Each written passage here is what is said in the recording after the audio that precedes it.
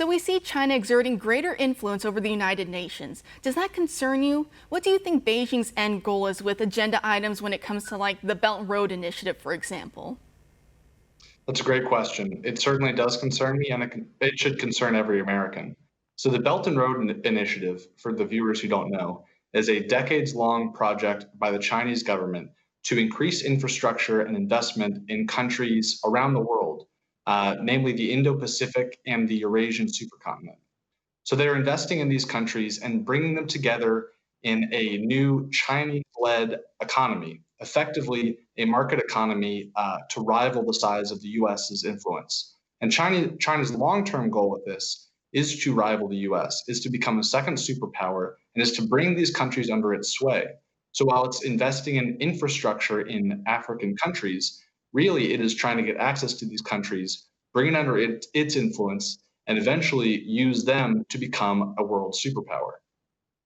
Definitely. And so earlier today, we saw the UN human rights chief. She was saying that America is systemically racist, using all sorts of loaded language. And then when it came to the human rights abuses with China, for example, as we're discussing, she didn't really have the same words, for example. So I want to read you a quote she said. She said, when in her condemnation, she says she's working with the Chinese government to analyze the, quote, impact on human rights of its policies. So that's how she's trying to brush under the rug the concentration camps, for example, with the Uyghur Muslims. So that's putting it mildly, to say the least. Why aren't we seeing more from condemnation from the UN Human Rights Council of all people?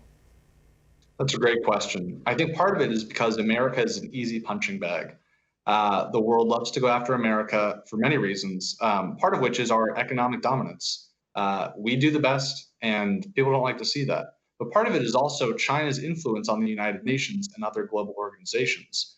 So China has influential panels in the UN. They're the second largest funder of the UN. So when it comes down to it, when ethnic cleansing in Western China is called out, the UN says, we'll work with the Chinese government and look into it. That's not what you do when you see ethnic cleansing. And the evidence is clear. There are more than 1 million Uyghur Muslims in concentration camps in China. Many of them are employed as slave labor in factories. They're building the shoes, iPhones, watches for the West.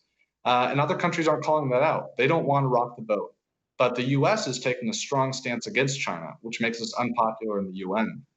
Just today, you saw the Trump administration declare that certain goods made in the Xinjiang province, which is the epicenter of this ethnic cleansing, are going to be banned in US markets, which is a very strong step. And in a perfect world, you would see organizations like the UN doing that themselves, calling this out based on the evidence, saying and boycotting certain goods. But the UN is failing to lead. They are under China's thumb, and they are refusing to call out horrific human rights abuses.